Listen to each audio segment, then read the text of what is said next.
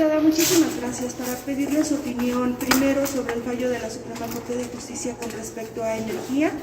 La COFECE solicitó un recurso de inconstitucionalidad y le fue concedido. ¿Cuál es su opinión al respecto? Bueno, primero celebrar la determinación de la Corte en relación a lo que presentó ya la COFECE. Me parece que queda claridad entonces en este sentido que la iniciativa que está presentando el presidente de la República como preferente no tiene razón de ser a partir pues de lo que ya ha determinado la propia Corte, y me parece entonces en ese sentido que tenemos otro elemento que tendremos que valorar en la discusión en torno a la iniciativa preferente, pero evidentemente pues tiene rasgos de anticonstitucionalidad y me parece que lo que tendría que estar haciendo la mayoría pues es atender a lo que la Corte ya está diciendo. Sin embargo, me parece también que es una oportunidad para que la Secretaria de Energía pueda venir a la Cámara de Diputados, en principio a explicar o dar su opinión en relación a la iniciativa que presenta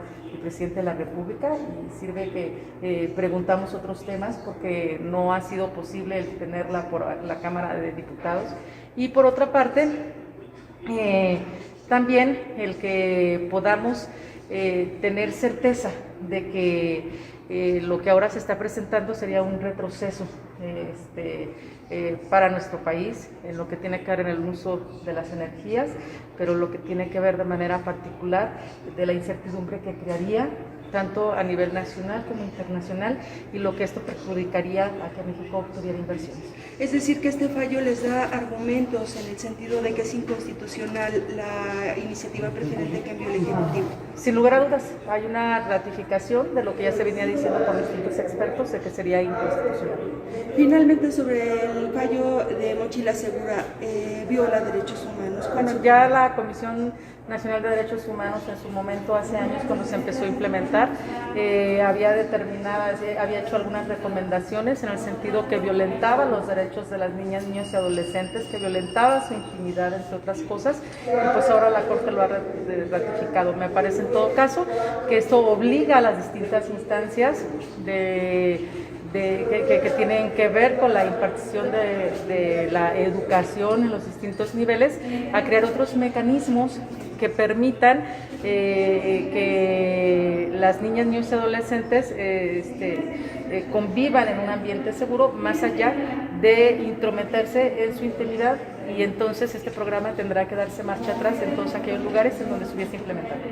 ¿Qué es la iniciativa que va a subir en este momento o de qué va a ser su participación? Bueno, el día de hoy vamos a hablar en el marco del aniversario de la Constitución. Nosotros haremos un llamado a su cumplimiento, que al que primero que la tiene que cumplir es el presidente de la República. Nos parece que ha habido muchas acciones que este gobierno en el que ha atentado con nuestra Constitución, el queriendo imponer una guía moral, por ejemplo, el atentar contra los derechos humanos implementando la prisión preventiva oficiosa, y ahora con esta iniciativa también tratando de vulnerar la Constitución, con esta que tiene que ver con la industria eléctrica, y el querer violentar también desde una iniciativa que viene del partido en el poder, en el gobierno, que tiene que ver con el tratar de regular las redes sociales, que nos parece que vulnera el derecho de la libertad de expresión.